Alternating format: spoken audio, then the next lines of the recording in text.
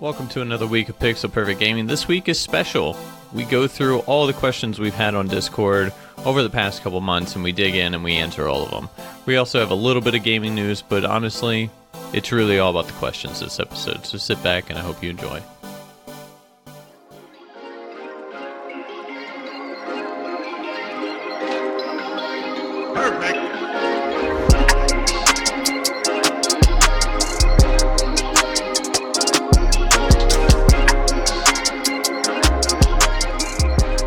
Hello everyone, welcome back once again to another episode of Pixel Perfect Gaming. This is episode 34, and I am Chris.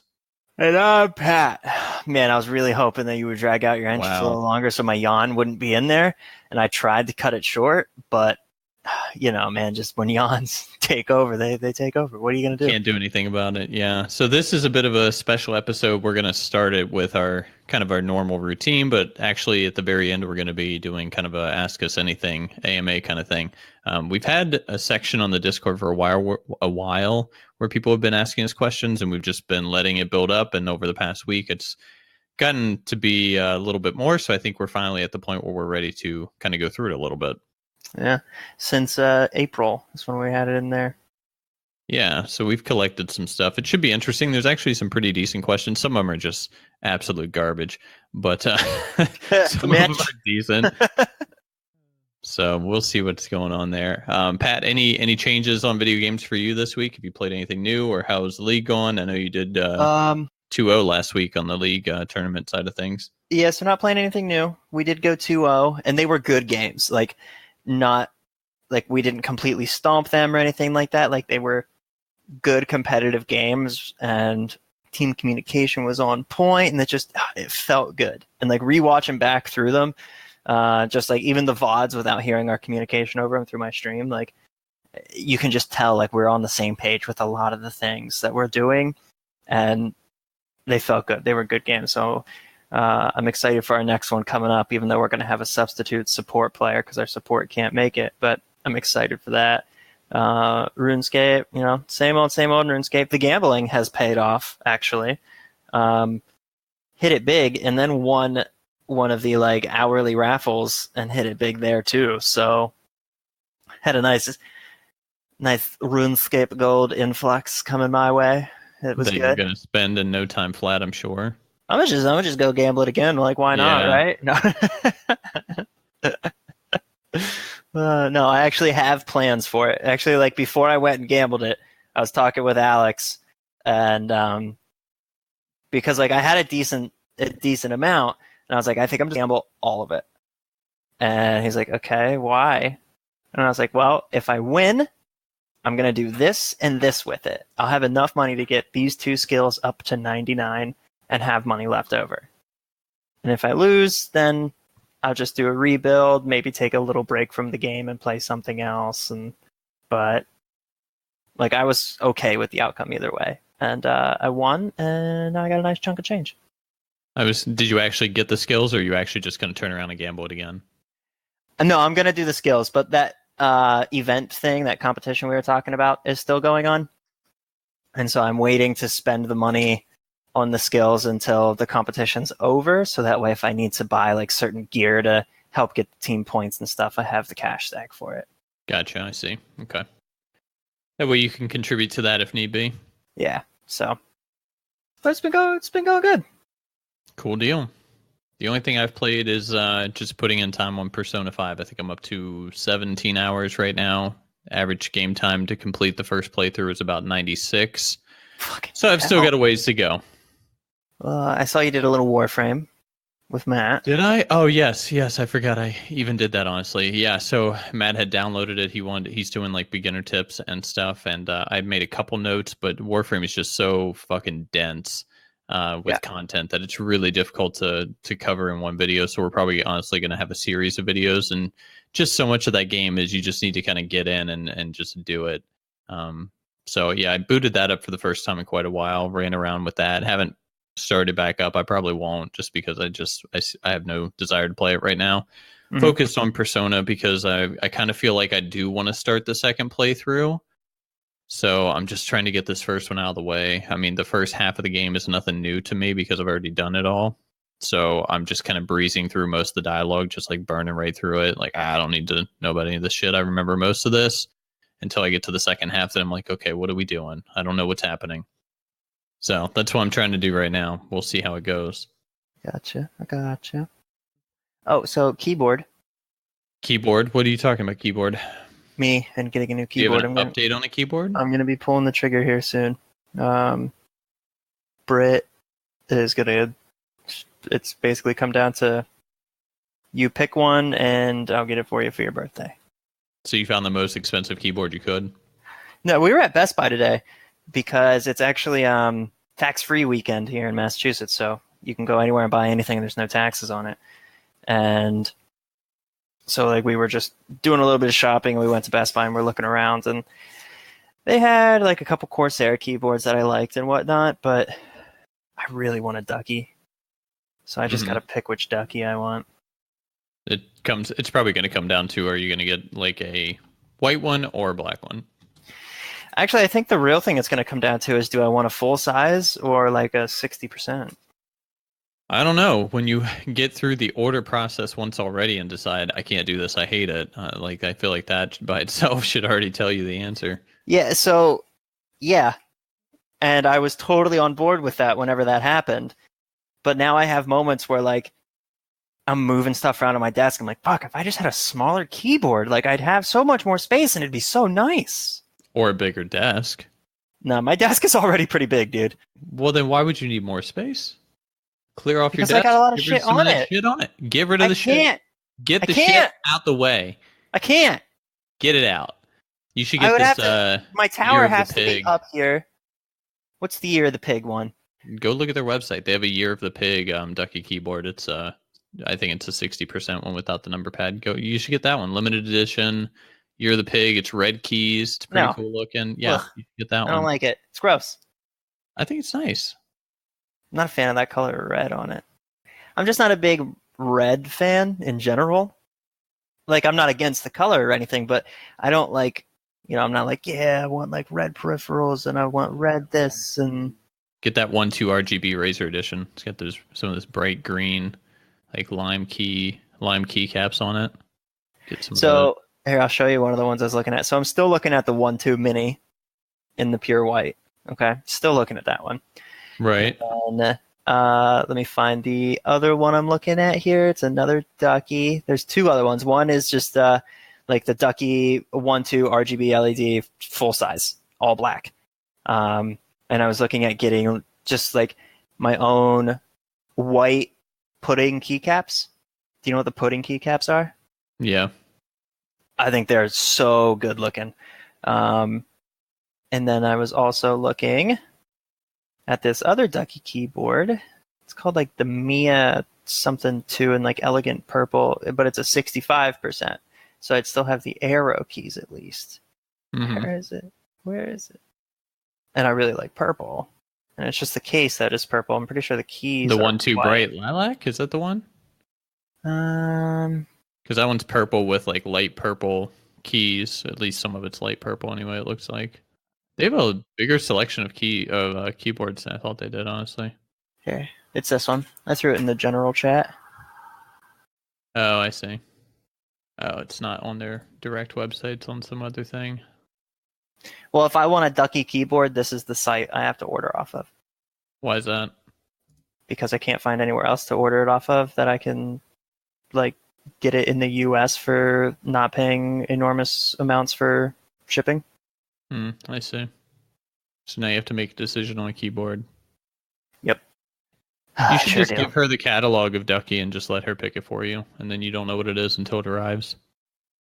She doesn't like that idea.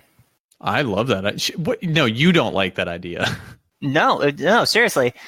She said that because I'm very picky when it comes to my tech stuff that I like, and so she doesn't feel confident whenever she would pick something because she's too worried that I wouldn't like it, and I of course would never tell her if I didn't like it. So I would never tell her. I would keep it a secret to myself. So she would rather me just pick one. Yeah. Okay.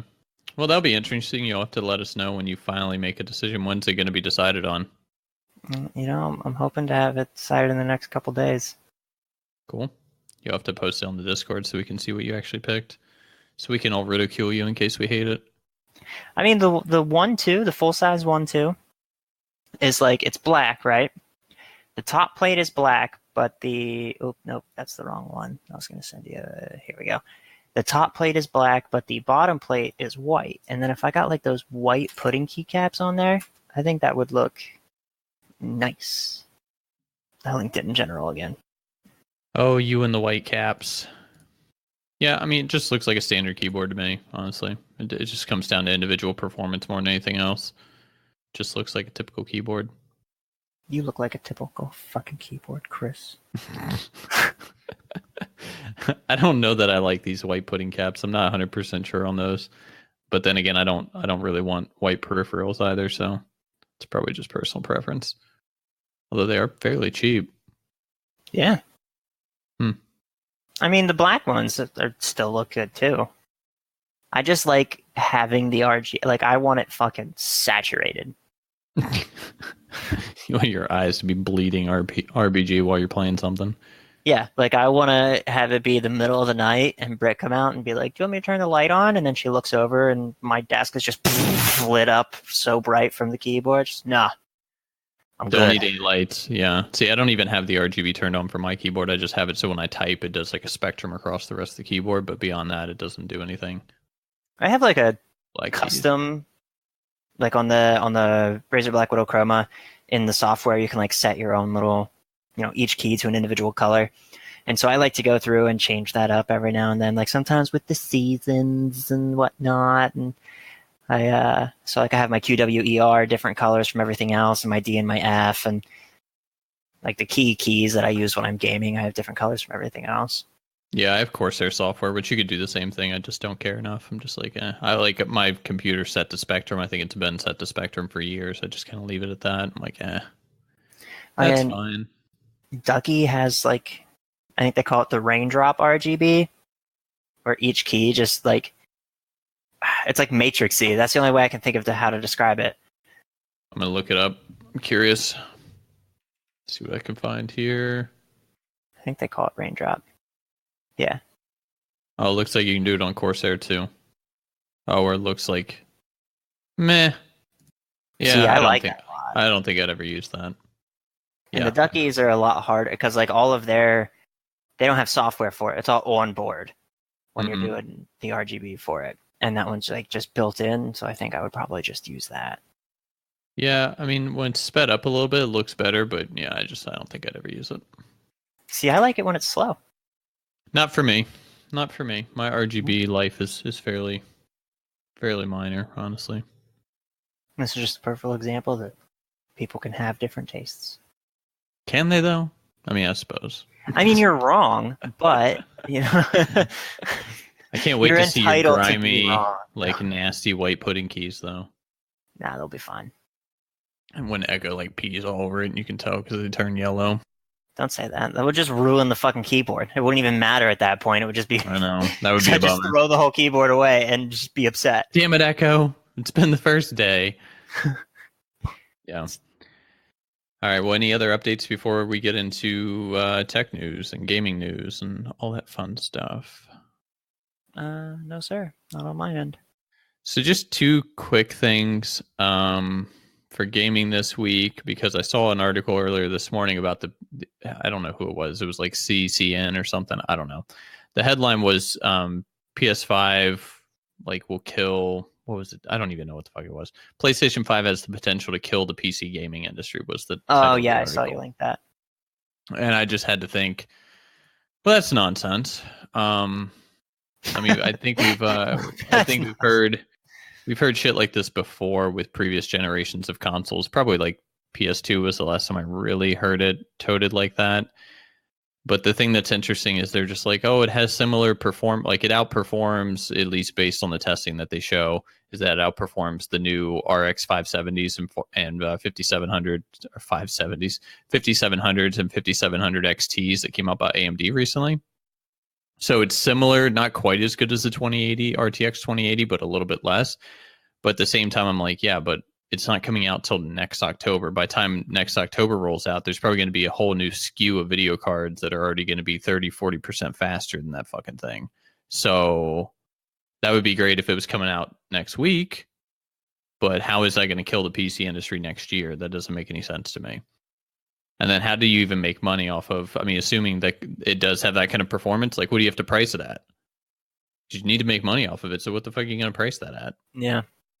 There have been some wild suggestions, apparently, that they're going to price it at $800 to $1,000 for this console. Well, I will not. I mean, they got a lot of lashback for the PS3. I think was one they put it like nearly $600. They got a lot of kickback from that, which is why they put the PS4 at a lower price point at launch. So I'm like, you're going to increase it by up to $600 over the previous generation? I don't think so. I don't think that's what's going to happen at all. What you thinking here?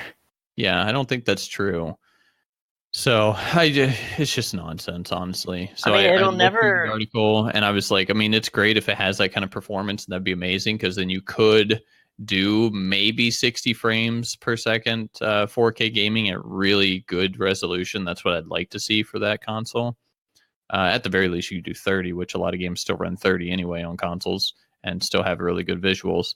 So, I mean, in theory, with the exclusivity of PlayStation games, it would be really good and that would be great, but it's by no means going to kill the PC gaming industry.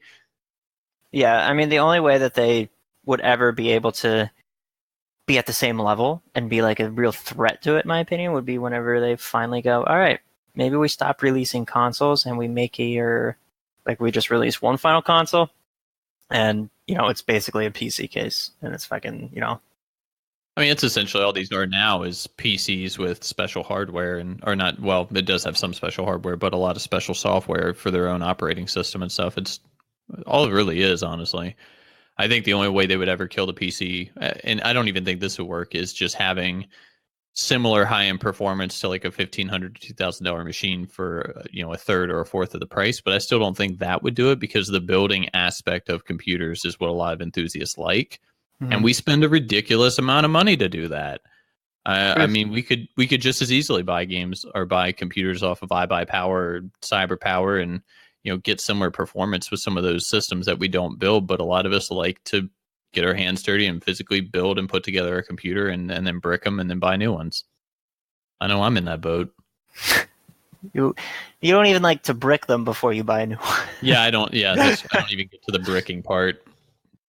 But plus the overclocking, people like to overclock and really push their computers to the max and stuff like that. So by no means do I think they're going to be killing the PC gaming industry. It's just nonsense of an article.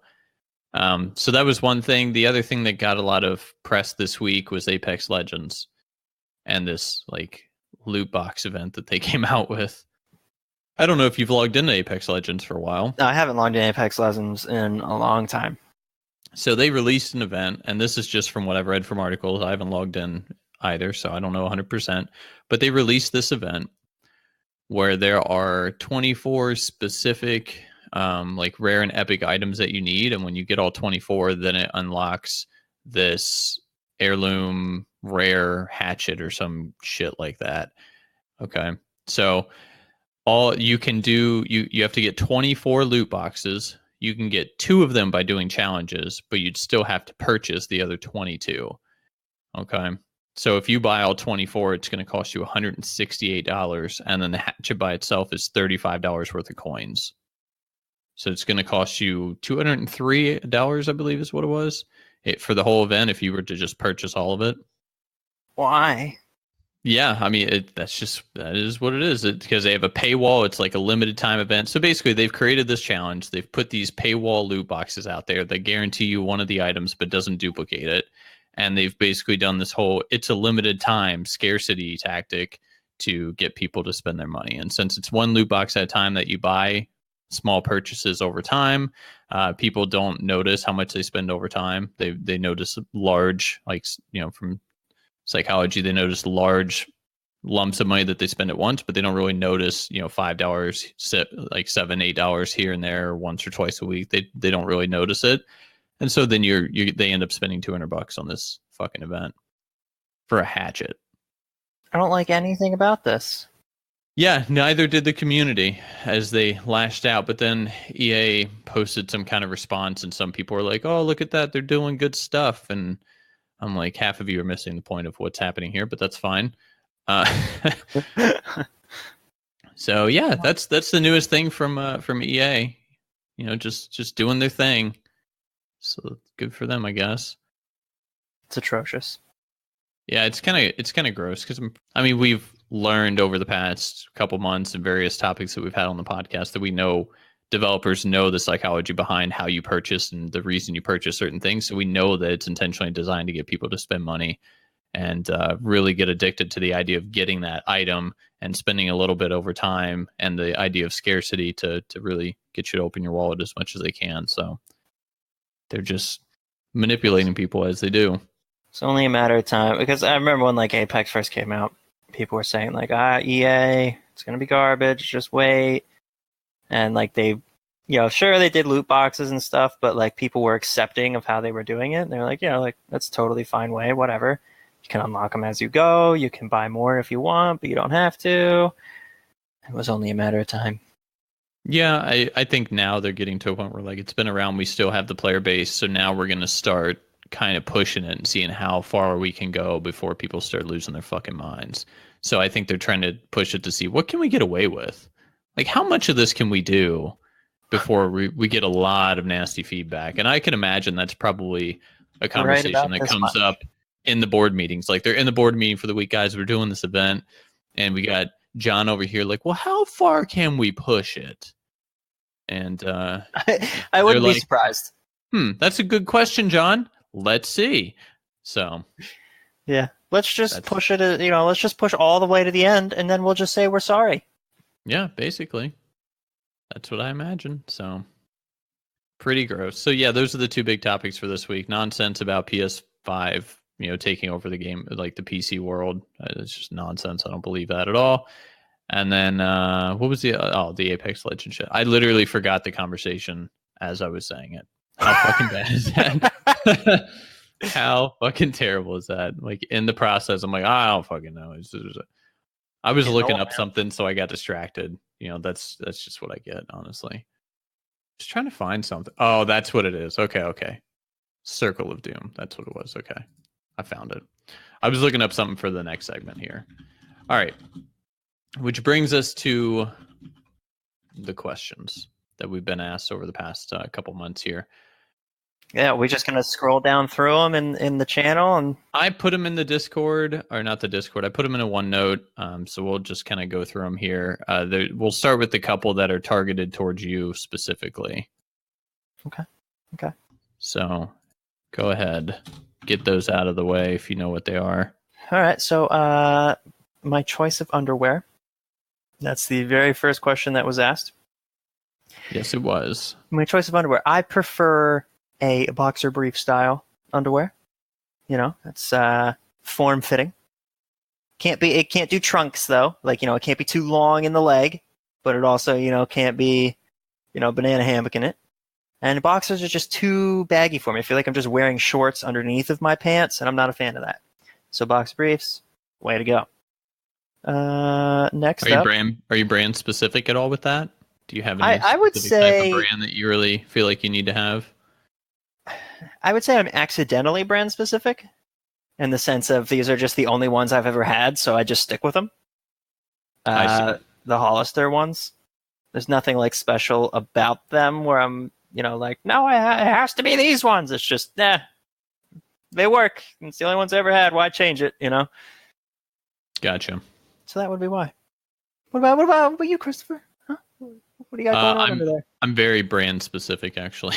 Are you a MeUndies guy? I don't know what that means. Isn't that what they're called? Like MyUndies or MeUndies? Oh, MeUndies. Yes, I am a MeUndies person. Yep. 100%. I've heard great things. I used to not be part of it. I had heard about it from podcasts and stuff. And then I just kind of tried a pair, and then I just haven't gone back. And then I think within a span of a couple months, I spent like $200 on them, and that's just what I've stuck with since then. I think I heard about it first from Thanny. Probably because that's where, like, I'd heard it from a podcast. I think we listened to the same one, and he definitely transitioned over to them. I think that's what he probably wears too still. So, Yep, definitely the best ones. That's what I prefer. I mean, they are expensive. I think they're like $20 a pair or something like that, Mhm. which feels terrible. But I mean, I personally think it's worth it. But Yeah, maybe I'll pick up a pair sometime and give them a shot. give it a try. Because Give like them I a test see run.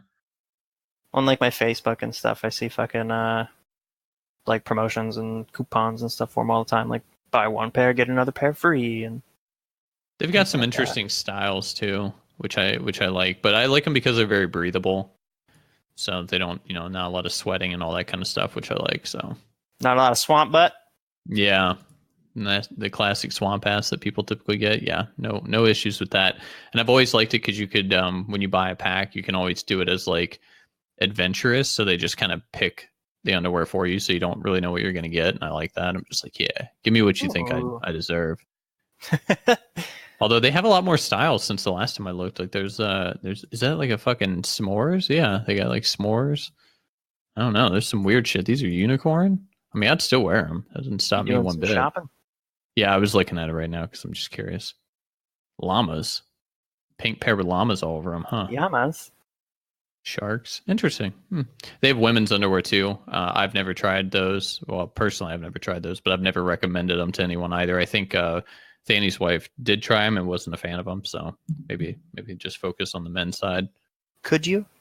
Could you try them? Could I try them? I mean, technically, yes. Should I?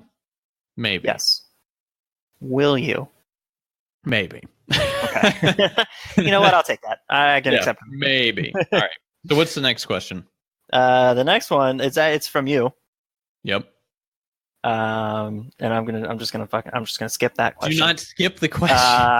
No, I want to know. Did you beat that damn quest? No, I haven't even fucking tried it since. You haven't even tried it. I haven't even tried it. You streamed it last and raged. Yep. Haven't attempted it once. I've thought about it a couple times, and a lot of my levels are a lot better than I did it before, and I was over leveled for it previously. Right. It's just it doesn't really matter how high of a level you are, honestly. Once you hit the break point, it doesn't really matter beyond that, because if you mess that one thing up, like you mess up one time and you lose, and that's an hour down the drain. Right. So I haven't tried it again. I really should, because the thing you get from it is like a second best in slot. A lot of people consider it best in slot simply because the actual best in slot one is so extremely difficult to get that people pay hundreds of dollars to people for them to get it for them. Right. So I really should, but no, I have not. Agree. You should just suck it up and get it done. All right. Haven't done it yet. Okay, what's next? What is next? I put my phone down that has it on here. Here we go. Biggest flaw is what it was. What's my biggest flaw? Who asked that one? Mitch asked that one. Probably Mitch, honestly. Yeah. I think that my biggest flaw is being Mitch's friend. Wow. I'm posting these answers so what I'm going to end up doing is deleting all the questions so far, and then posting all the questions with the answers in that section, and kind of wrapping this up as round one of our AMA. So yeah, I'm sure he'll appreciate that. Oh, great. Glad you told me that after I'll make sure to tag him in that. After I just fucking killed a man. Yeah, I'm gonna tag him on the Discord for that one. That'll stand out nicely. Legitimate answer, my biggest fault is probably apathy. It's really easy for me to just not care about something. Anything specific or just apathy in general? Just apathy in general.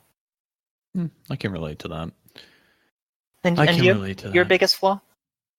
Fuck, I wasn't actually expecting that. I don't know why.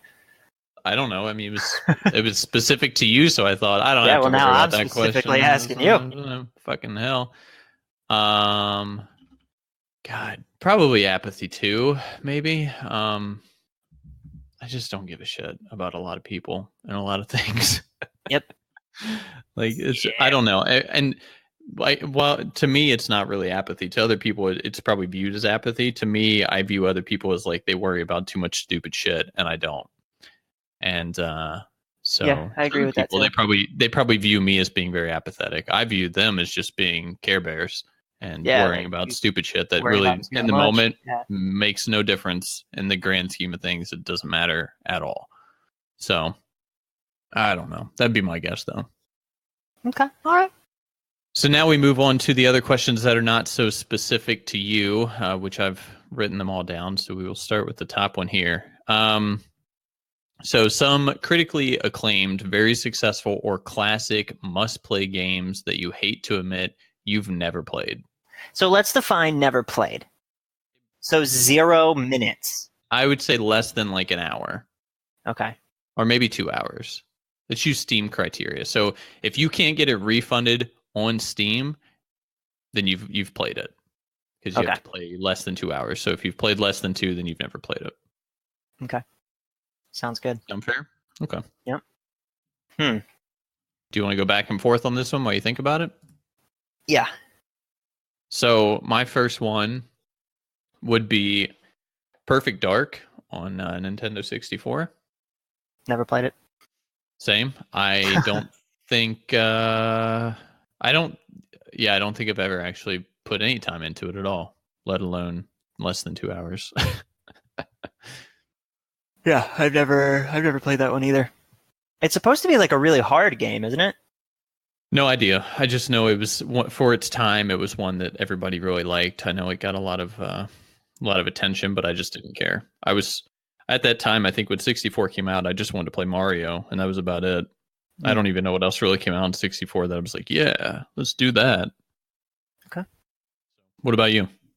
I also never had a 64 either, though. But so me, I've never played any of the Half-Life games. Oh, that's on your list. Fuck. I've never played any. You've never played any of the Half-Life games, though. No, I never played any of them. So that's a little bit different because there are obviously a couple of them. That's interesting. Neglected a whole like cult classic there. Well, I think it also had a lot to do with it was a PC game back in the day, and I didn't really get into PC gaming until a little later in life. Gotcha. So it wasn't really as accessible for you at the time. Yeah. That makes sense. Yeah, I put Half-Life 2 on the list for me, which I think is one that's really popular for most people, but I did not put a lot of time into that. I think I maybe put half an hour or so, and it was one of those games I played, put down, and just I'm never going back to. I gotcha. What's next on your list? Last of Us. Never played that one. You give me shit for it every time it comes up. Yeah, I would say that's pretty critically acclaimed, I think. So I think that's fair. I don't know if we're going back and forth. Give you your next one. Okay, so you've already got your next one, so that's good. So Last of Us was yours. Most Zelda games for me, I played the original one that was on Nintendo, or I shouldn't say the original one, but the one that was on Nintendo when I was a kid. I've put a little bit of time into Sword something or another. I don't know what the fuck it's called. It was more than 2 hours though, and then I've put probably less than 20 minutes into the newest one, so I've neglected a lot of them. I think out of the Zelda games, I've really only legitimately played, I think it's called like The Four Swords or Legend of the Four Swords. Skyward Sword is the one that I was talking about. Okay. That's what I forgot. The one I'm talking about came out for Game Boy Advance, and it was... Is that the one that has like 4 little Link fellows running around? Yeah, you can link 4 people up. That was like a 4-player Game Boy game. That's really the only one I've like legitimately sat and played through. And the only reason I think I did that was because my friend's mom, like we all had Game Boy Advances, and she bought us all that game so we could all play it together. So most Zelda games in your case too, you've never actually played. You've probably actually played more Zelda games than me. I never thought I'd actually have that above someone. It's impressive. I like that. It's a proud moment. Yeah. Did you have another one? You had one before, after The Last of Us. What was that one? Yeah. Crash Bandicoot. Crash? You've never played any Crash Bandicoot, huh? Never played any Crash Bandicoot. I may have like sat and fiddled around with it at a friend's house here or there, but I've never, like really sat down to play through some Crash Bandicoot. I don't think I've ever finished a Crash Bandicoot game, but I've definitely put more than 2 hours into it. It's a platformer, which we'll get to because there's a question about something later on, but yeah. So for me, any Mario that came after Mario 64, I haven't touched. So that's like Mario Galaxy, Mario Papers, Mario Galaxy 2, I think maybe Luigi Mansion stuff. I'm putting that in there because it's kind of in the same area, even though obviously it's not Mario. The newest Mario that came out, all that shit, I haven't touched any of that. You could even throw all the Yoji stuff in there. I've never played any of that stuff either. In Yoshi? Is it what did I say, Yoji? I said Yoji. Yeah. Yeah, Yoji. Yeah. Yoshi games and Luigi games. I've never played those. I've never even played Mario 64. I've played Mario's before that. A few that's of them. The one. I think that's the one, though. I mean, the Super Mario Brothers is good, but I think Mario 64 like really elevated the game. I don't know. To me, that's the one that stands out as being the best. I think it kind of elevated gaming in general. I would say. Yeah, I mean, you took 2D Mario and put him 3D, and you got to like do backflips and shit, and you're just like, this is sick. Mario is so dope. Look at him. Yeah. So yeah, I agree.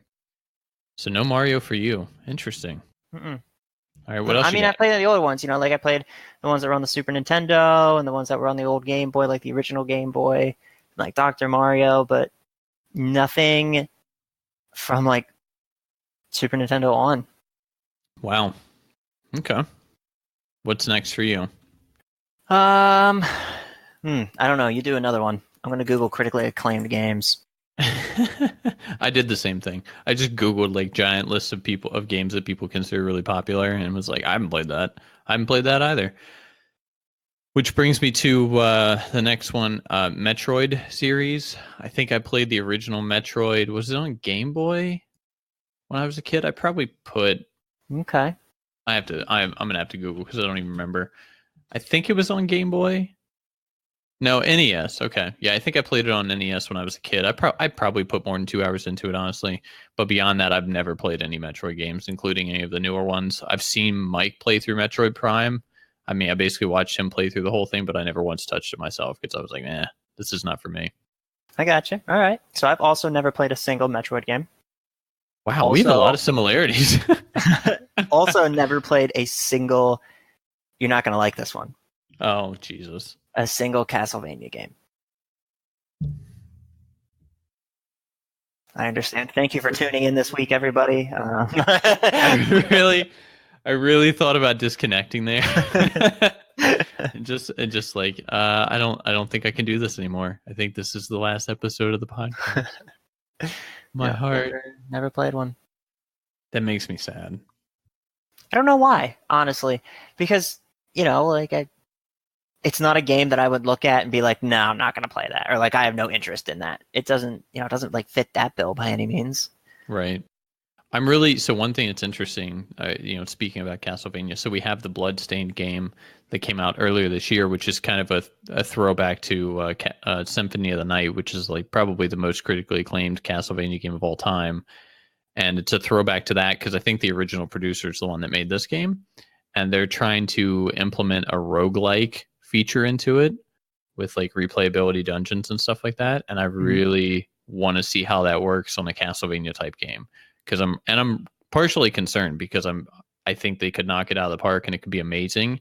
And it would topple like Binding of Isaac as my favorite roguelike of all time if they do it right. Really? I think so. If they do it right. I don't know though. Because there's a lot of different weapons and a lot of different abilities and things like that. So I think there'd be a lot of interesting builds that you would never do yourself. But if you get forced into having certain items or certain builds, then you may find, some things that are really unique. So I don't know. Okay. Could be neat. Got you there. Any other games for you on this list? I mean, that was all I had that I could think of off the top of my head. Honestly, a lot of the games that were in the top 100 to 250, I've actually put more than 2 hours in at some stage of my life. So scrolling through this here, I've never played Contra. I've never played a Portal game for more than an hour. No Portal. No. I have not put a lot of time into Portal. I've definitely played the first Portal more than an hour, and I beat Portal 2, but I don't really care for Portal games. Like if another one came out, it would not be a game that I'm gonna go out and buy and actually want to play. It just never really did it for me. Yeah, I've never played an Uncharted game. I mean, no access to PlayStation, so that's fair. Yeah, same with Mass Effect. Yeah. I mean, I could just keep going through this list for quite a while because. So we're gonna have to cut you off there. There's a lot of games that you've sacrificed not playing to play League. A lot of games that they fucking are critically acclaimed. Yeah, the list is pretty dense, honestly. All right, so the next question we had, which Alex has asked us this a couple of times, how does your backlog look, and how do you plan to tackle it? So, from a Steam library, I mean that's tricky because I definitely have a more extensive Steam library than I should probably. Yeah, so does he. That's why he wants. That's why he wants to talk about it because he has a ton of Steam games. Honestly, for me, I mean, there have been several times. So it was easier for me to kind of tackle the backlog when I had the YouTube channel because I was looking for content. So I would just kind of dive into games I normally wouldn't play just to have content to post on YouTube. Beyond that, though, it's there is so. I think. Hold on, I have 28 games that are just in my Steam library, and I have 127 games that are hidden in my Steam library that I've just like written off. Like, nah. Don't Never. No, thank you. I think a good portion of them I have probably put at least a little bit of time into. But yeah, there's definitely a couple in here that I've not really given the time that they deserve. I think when it comes to the backlog of that, I think the idea that he proposed a little bit later on that we'll talk about, I think might be an interesting way to tackle it. What do you do? What do you do though, Pat, with your backlog? My backlog, one, is not as extensive as yours or his. Mine is more so during Steam sales if I see a game for super cheap that I might be a little bit interested in. I pick it up for a few bucks and I let it sit and rot in my library until I have a day where I'm like, man, I just do not want to play any of the games I'm currently playing, and I don't really want to play anything that like I have to dump a bunch of time into. So like there are a lot of like pick up and plays like Hollow Knight and Ori and the Blind Forest, those type of things. And just whenever I have those days, I pick one and I play it for a few hours. So I think what I want to do, and I'm going to invite everybody else on the Discord to do the same thing. I think honestly, like let's go through all the games we have on like Steam because it shows you how many hours you've played, and let's put how many hours you've played and like share it on Steam, and we can see what the backlog looks like for everybody on the Discord. Like I think that would be neat to see if everybody just shares a photo of all the games that they have, how long they've actually put into it, and what it looks like. Mine is going to be a little bit skewed because Mike has access to my Steam. So some of these, there are a couple games that I think have more time on it that are not directly from me. Tomb Raider being one of them. Like I've not put a ton of time into Tomb Raider. He's been playing it himself. So we do share the same account. And so that kind of skews some of it. But what do you think? Would you be willing to try that? Because I'd be interested to see what everybody's account looks like and how many hours they put in certain games. Yeah, I mean, it'd be pretty easy for me. Yeah, I mean, that 144 minutes that we put into Divinity, Original Sin, that's good stuff right there. Wait, we actually put that much time into it? 114 minutes, yeah. Wow. Why? That's more time than I put into Deus Ex Human Revolution, which was under 60 minutes. Wow. That's more time than I've put into a lot of critically acclaimed games. That's funny. That's good. Yeah, so I don't know. Maybe I'll open up another channel for us to share something like that on the Discord. We'll see about that. So this question we'd actually talked about last time because we talked about the AMA, which is probably part of the reason we're doing the AMA this week is because we mentioned it last episode. And you had mentioned that the one question that always gets asked on every AMA, which we didn't have until last week, was tits or ass. Both of us answered it the same exact way. Because we just went in and did emoji, and I think it was a peach emoji for both of us. So pretty straightforward there. So we're definitely both ass-oriented people, and then Mitch apparently is into eggplant. I didn't know he was such a health nut. That's crazy. So good for him. Whole eggplant. Whole eggplant. He likes to just down the whole thing in one go. No, Jesus. So the next one is lesser known / hidden gem games that you would recommend people to try. What do you got, Pat? Legend of Dragoon. That's a pretty good one, I think, honestly. I think that's fair. The best one. I don't know if I can go that far, but it's pretty good. So Legend of Dragoon is your first one. For me, it would be Tomba 2, which unfortunately, Tomba 2, I guess if you can find a ROM, that would work. But if I'm not mistaken, Tomba 2 is on PlayStation 1, and it's pretty expensive to get your hands on these days. I think it's like a couple $100 if you're going to try and buy it off eBay. I'm going to look right now because I'm curious. Yeah, it's $180 if you buy it off of eBay. Yeah, I mean, if you can find a ROM, great. Otherwise, I mean, it's gonna be pretty expensive to play. Unfortunately, it's a great game though. I love it. What is it? I have not a fucking clue. Tomba 2 is like a weird. It's like a action platformer kind of game. There were pigs. I don't know. I played it when I was a kid. There was a lot of pigs, a lot of hopping around, throwing animals and stuff. I don't know. It was 30 to 40 wild hogs. Yeah, it was like animal abuse in a video game as a child. It was something. Okay. So it a real was gem. Weird. Yeah, and hidden gem, as they say. So what's next for you on your list? I would have to go with the PlayStation 2 game, Champions of Norath: Return to Arms. What is that again? It's kind of like it's like a hack and slashy dungeon crawler kind of game. It's basically the same thing as like Baldur's Gate Dark Alliance 1 and 2.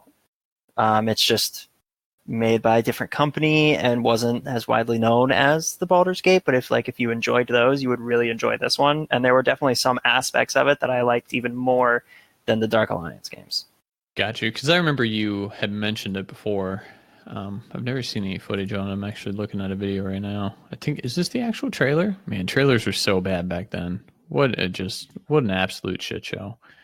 I don't think I've ever watched a trailer for it. I just like stumbled upon it in like a GameStop or something when I was younger and bought it. That's how I ended up getting it. It's Champions Return to Arms. PS2. Gameplay. I don't see anything for a trailer. I just see a bunch of gameplay stuff. I see the trailer. It's pretty terrible. I'll post it in the Discord so you can take a look. Okay. Next on my list was Nier Automata. Mostly because I feel like it didn't get the attention it deserved. There were a lot of good games that came out during the same time as that game, and I had known about it but never really played it. I think I played it a year or so ago, something like that, and it was really good. The downside of it is you have to beat it 3 times. The upside is it's not particularly long to beat. I think it took like maybe 25 to 30 hours to beat 3 times. So that's not terrible considering I'm putting 180 hours to beat Persona 5 twice. So yeah, all things considered, not too bad. Okay. My next one would be Dead Cells. Dead Cells is pretty good. I don't know. I mean, is it considered lesser known hidden gem? I mean, I guess maybe.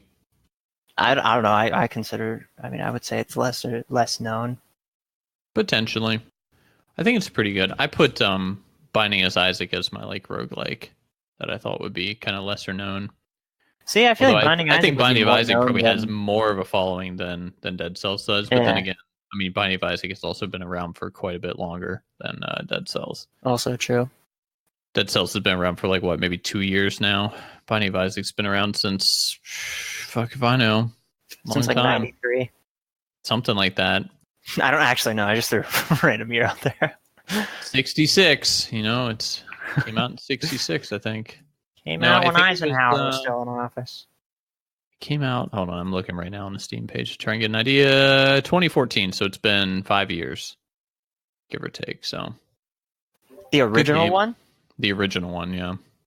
Or no, not the original. That's just Rebirth. So that's not the original one. What is the original one called? Just Binding of Isaac, right? Yeah. I don't know when that one came out. I think that might have been like even 3 or 4 years before that. Hold on. We need to look. Binding of Isaac, 2011. Oh. So it's been 8 years. I never played the original one, though. I didn't play the original one at all. I actually didn't pick it up until Binding of Isaac Rebirth. And then I got addicted to it and didn't know what to do with it. So next one for me was Okami. That sounds like Okami? Something I'd order at a Japanese restaurant. I mean, it is a Japanese game, so. Well, I'm on track. It's a Japanese art style game. It's good stuff. I've played it a couple different times. I have it. That's one of those games I have in my Steam. I've beaten it before, but I have it in my Steam when it came out on PC, and I don't think I've ever booted it up. I actually think I have 0 minutes on it. I'm gonna look right now. I must know. Okami HD. Yeah, purchase, but no playtime. So I only I only have one more, Okay. but it also answers a future question. So I'm going to Um. hold on to it. Okay. Sounds good. So let's hold on to that one. I've got a couple more. So I've got Viva Pinata as a lesser Really? known game that I think people should play because Viva Pinata was amazing. I I don't loved think it. Viva Pinata's lesser known. Maybe Come lesser on. known that like you should play. Dude, they came out with like they released consoles where the box was Viva Pinata and it was a Viva Pinata I mean, themed maybe for console. people our age, it wasn't lesser known, but I'm thinking about like people younger than us. They probably have no idea. Does that make sense? Now they probably looked up the Fortnite llama and stumbled across Viva Pinata, and they were like, "Look, Viva Pinata stole the Fortnite llama." You think so? I hope not. I mean, it's possible, I guess. I don't know, but I'm still leaving it in there. I love Viva Pinata. I mean, it was definitely like kid oriented, but that didn't stop me at all. I think I got every achievement except for playing 50 hours. That's the only achievement I didn't get. I was dedicated. What was so good about it? I never played it. I really, I don't know. It was hard to keep track of. So, I mean, you have a garden, right? And you plant plants and manage your garden, and you get pinatas, and it's just all about earning more pinatas and like breeding them and stuff, which is kind of weird to be breeding a bunch of like weird pinatas together, and you just have to manage a bunch of them. I just liked it when you had a big garden with a bunch of different types of pinatas, and then occasionally like fights would break out, and like the fox pinatas like over there eating the squirrels. I'm like, God damn it, stop eating the squirrels, and like candies everywhere, and they're just munching on. I'm like, you son of a bitch. So it was good stuff. I loved it. So I think it was more just, I mean, I think it was a bit of achievement horror back then too, so that helped to really stick with it. Because I mean, I think at that same time, I put a lot of time into Bullet Witch, which was a kind of like notoriously easy game to get achievements on, but you had to beat it like 5 or 6 times to get all the achievements. And it was just terrible. It was a bad decision all the way around, honestly. So, but anyway, another one was Condemned, which I think is kind of lesser known, at least in my opinion. Which I always really enjoyed that really game. familiar. What Sounds system was familiar. it on? Criminal, yeah, it's the I think it's on computer and I think it's on all the consoles actually. If I'm not mistaken. Let's look. Condemned Criminal Origins. Oh, I remember. I never played this, but the cover art for it, I totally remember seeing that at like Blockbuster and stuff. Yeah, so it came out in 2005. It was on PC and 360. Good game. Really good game. I mean, it was kind of creepy, but it was a good game. Really enjoyed that one. And then my last one was Eternal Sonata. I remember you mentioned that one before. Did I say Kingdom Under Fire? No, you did not. I skipped that one. Okay, Kingdom Under Fire also. It's another one on there that I think people should check out. That was on Xbox 360, I think. It reviewed terribly, so I don't think most people played it. I think it got like a 5 out of 10 or something on the reviews. It was pretty awful, but I sunk a lot of time into it. It was Kingdom Under Fire, Circle of Doom to be specific, because there's quite a few Kingdom Under Fire games. Never even heard of it. Exactly. See, good stuff. I loved it. Kingdom. All right, so what's next? Next question. Are you looking it up right now? Next question. Would you be open to the idea of having a monthly segment where you both assign one another a game to play and it can be discussed later? Yes and no. What's the no? The no is affording the game. Yeah, I think we could do free games, or what we could do instead, for the time being at least, is when we get a list of each other's backlog that we haven't sunk time into, just basically like, this is the game you need to put time into over the next like 2 weeks. Like force each other to play the backlogged games. And then after that, then we could probably like move to free to play stuff on Steam, because there's a buttload of free to play stuff. Okay. Yeah, I'm not opposed. Yeah, so could be interesting. Yeah, I wouldn't want to spend a ton of money on something like that. But yeah, I think that would be an easy way to, like I mentioned previously, I think that would be an interesting way to kind of clean up the backlog to an extent. So I agree. I mean, I may end up hating everything I own, but I guess that's just the risk you take. So God, you're gonna pick like wood cutting simulator for me to play. I mean, it might be decent, honestly. Get into the pro scene. Yeah. So least favorite gaming genre and why? Racing games. Racing games. I'm just not into cars in general. So racing games don't really do it for me. So, but with that being said, I'm just gonna skip ahead here, so there's not a whole lot of touchback. With that being said, we were also asked what is the best open world car racing game that we've played, Yep. and a hidden gem of mine is Midnight Club 3 Dub City. Okay. Open world racing game.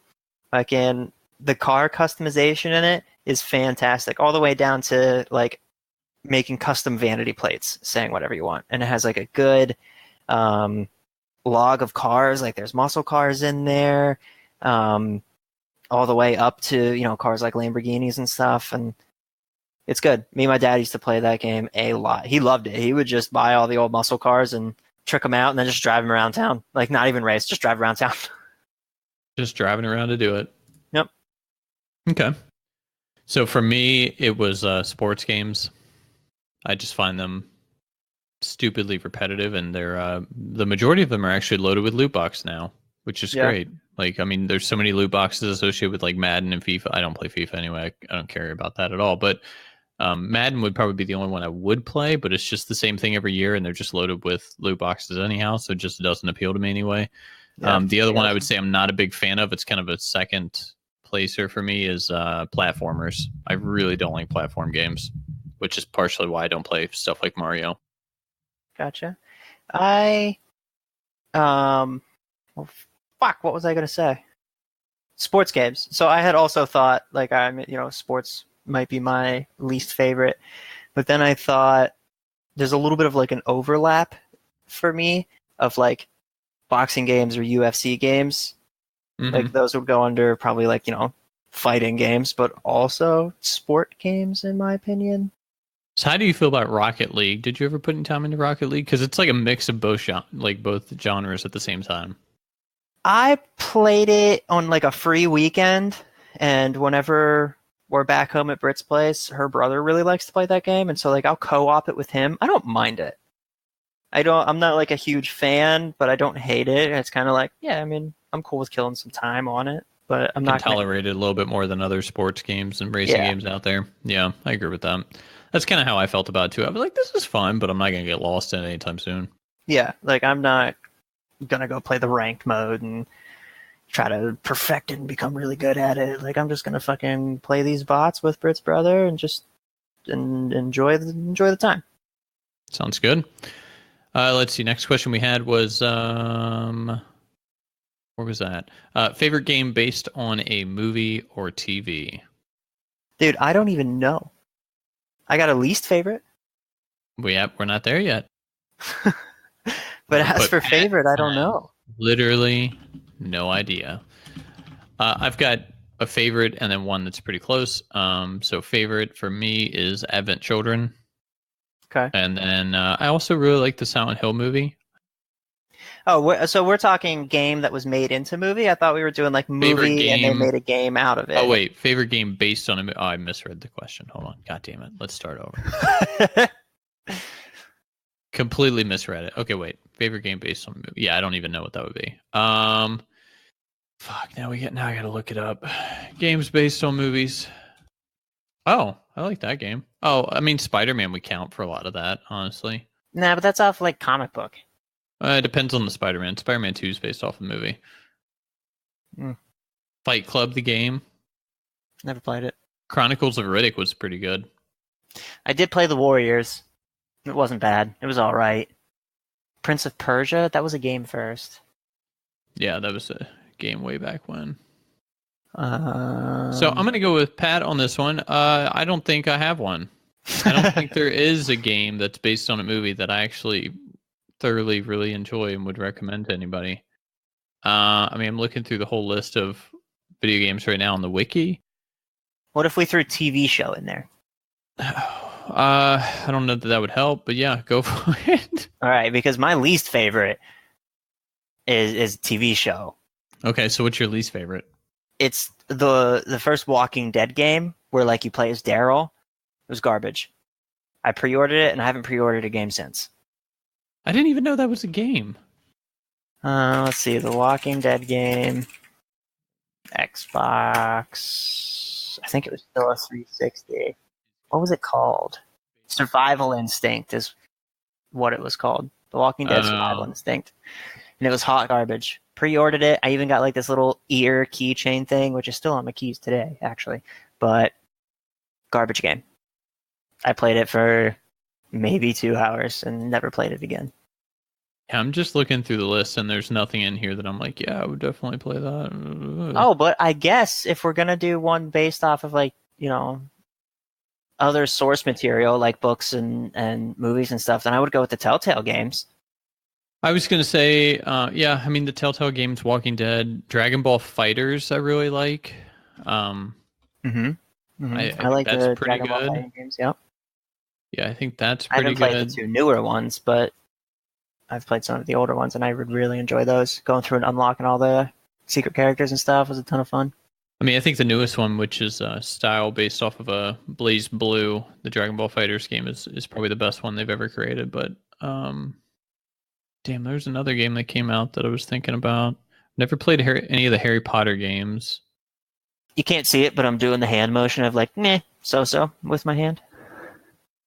Jurassic Park games, I do remember playing those as a kid. I mean, I remember playing those in the arcade and loving the shit out of it. They were generally terrible, but no, the arcade ones, man, where you sit in like on like the bench with the huge like mounted gun in front of the screen, like I would love those. I mean, they're okay, I suppose. There were a lot of Lord of the Ring games, which are.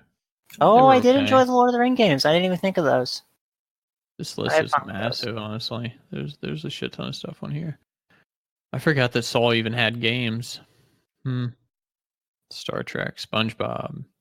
Yeah, there's really not much on the list. I mean, I originally was going to put Teenage Mutant Ninja Turtles, but I don't know.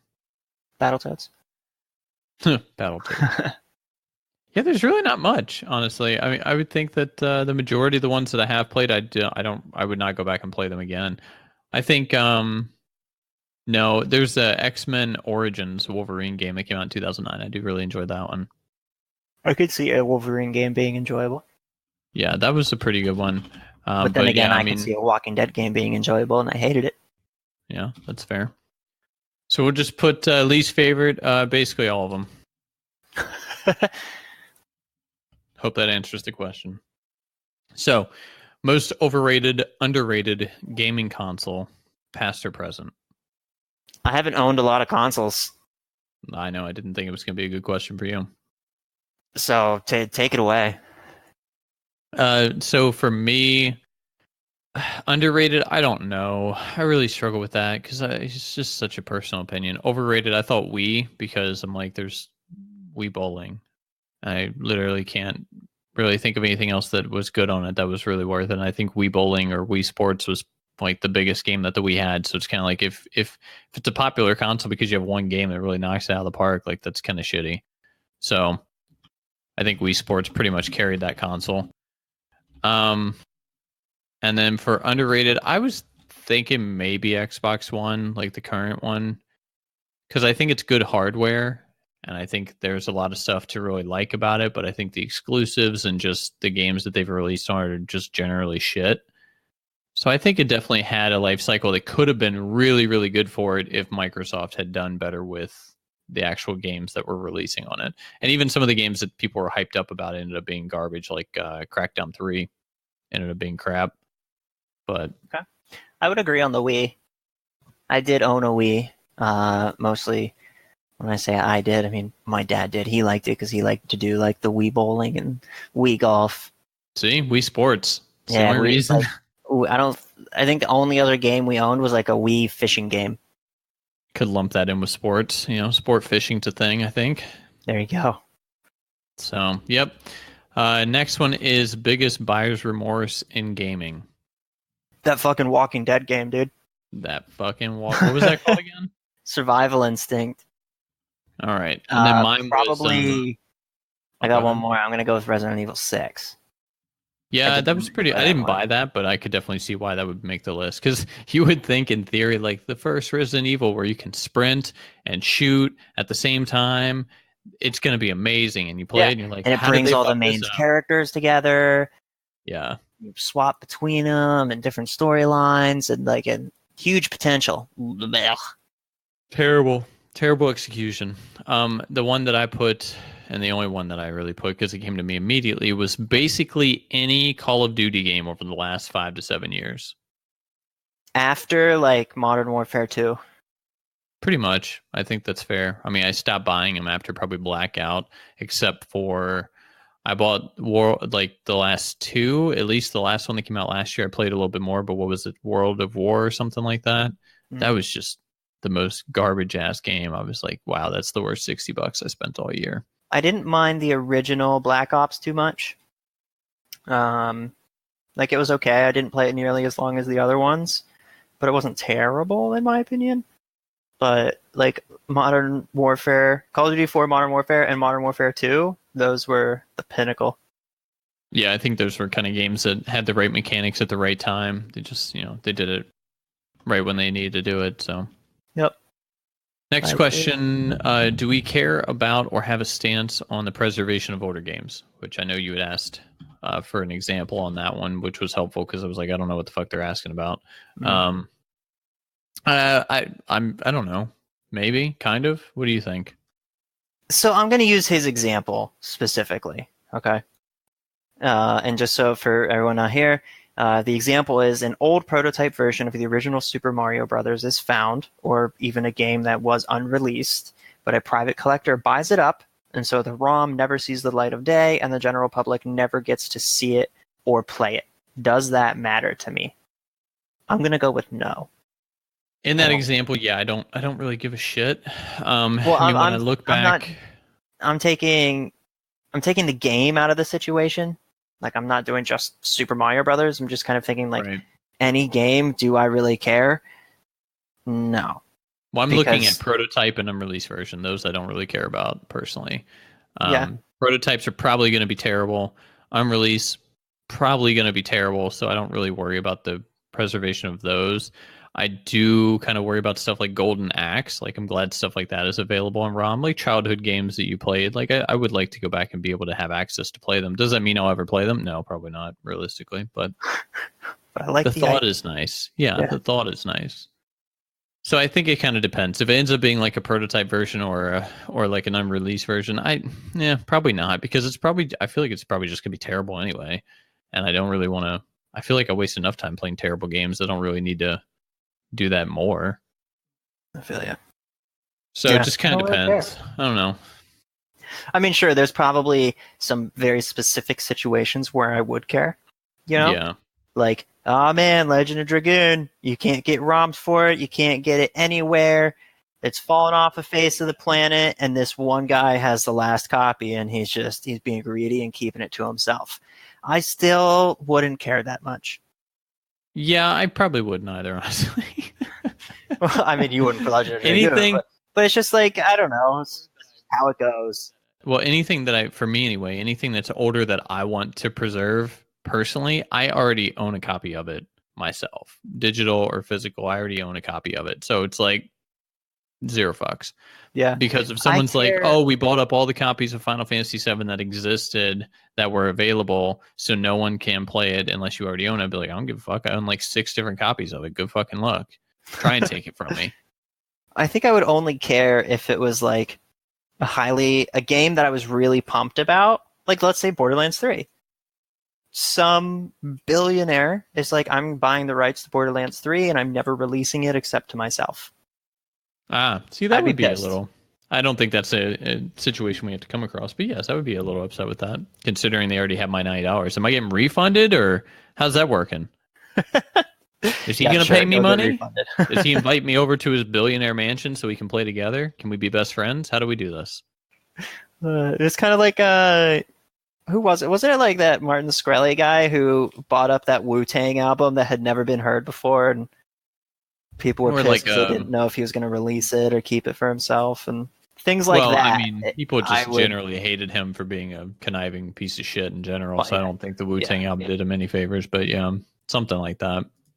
Yeah, so if it's something new that like See, this is a bad No one question for has us because we've identified that apathy is, that. one of our least, probably our worst trait in life. So this is a bad choice of a question for us because we're both just like zero fucks. Because in the big picture, this matters so fucking little.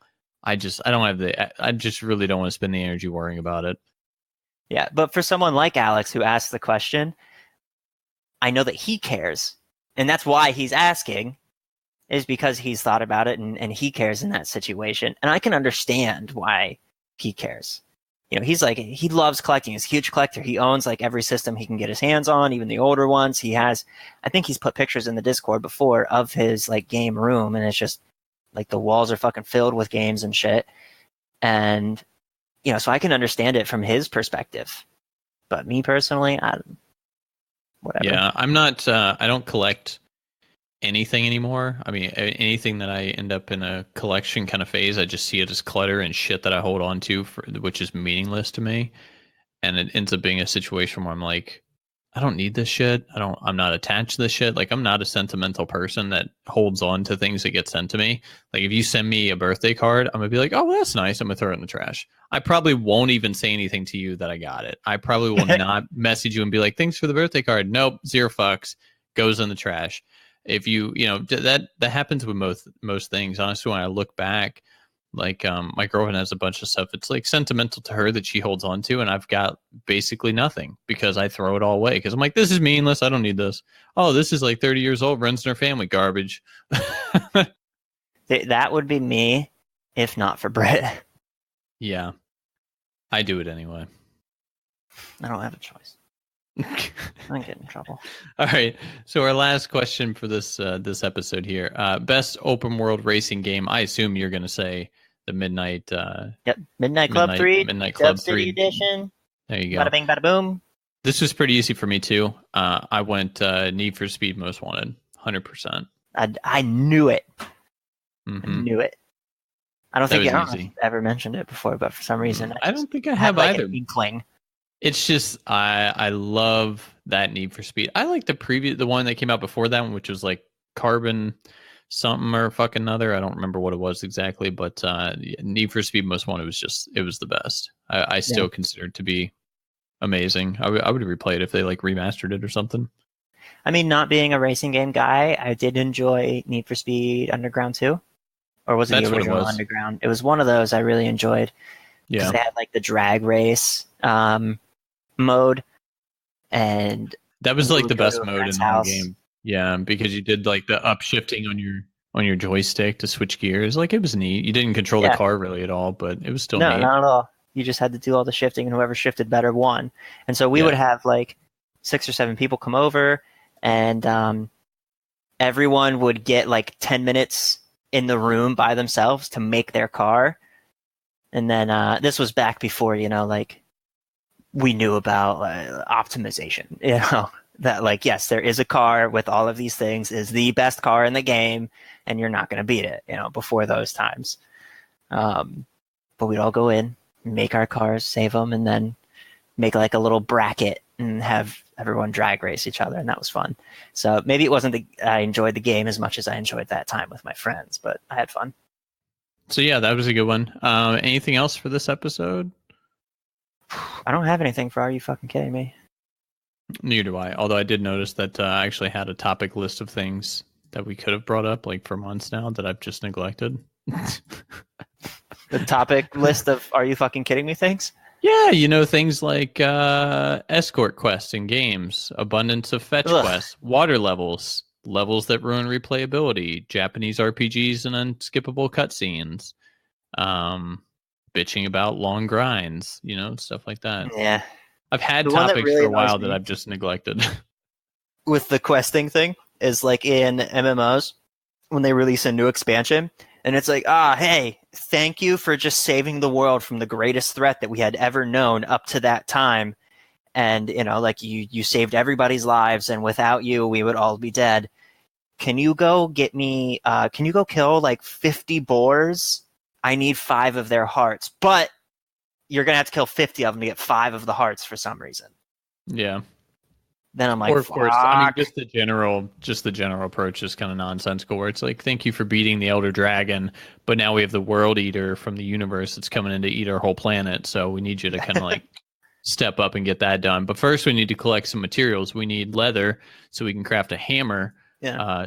So we can beat the Infinity Ore and make a fucking thingamajig. It's just nonsense. Or just super pointless ones like, I'm old and my wheat needs to be farmed. Can you go My least favorite farm one- my wheat? And you're like, great. My Sure. least favorite ones are always, hey, can you go talk to this person? And it's like literally right over there. I'm like, you could literally shout this distance, you lazy NPC piece of shit. Are you kidding me? Like, you could literally just be like, Janet, do you need this? No, okay. So I was going to send him, but he told me I could probably, okay. Like, I hate Are you those sure? quests. Like, Are you sure? Okay. like go talk to Janet, ask her if she needs this. All right, run over there. He wants to know why is he asking? Rick, you could have just called me. You motherfucker. He's such a lazy fuck. I don't need it though. Go back and tell him. I'm not gonna yell. My voice is, I have strep. So, God, fucking stupid quest. Mm-hmm. Whoever designs those quests, they need to play through like 1,000 of them. They It's probably just- do. Yeah, I guess that's the sad part. They probably do, and they still And that's think why they're this is in there, fine. because they're like, well, I played it 1,000 times, so these fuckers can play it once. Piece I of want to beat shit. down your morals, but as I've beaten my own. Oh yeah, yeah. You want to go fight Deathwing, huh? World Ender? Yeah. You got to do this shit first, little dick. All right, Pat, take us out of this episode. Hey everyone, thanks for tuning in to another episode of Pixel Perfect Gaming. I hope it was an enjoyable one doing the AMA this time around. So we will do future ones as well. We'll do them again. So definitely hop into the Discord, which is always in the description, and hop into that Ask Us Anything channel and throw whatever your question is in there. I mean, we will answer just about anything. As long as it's not too personal to the point where you can steal our identity, we'll probably answer it. And that's it. Hope you guys have a great week.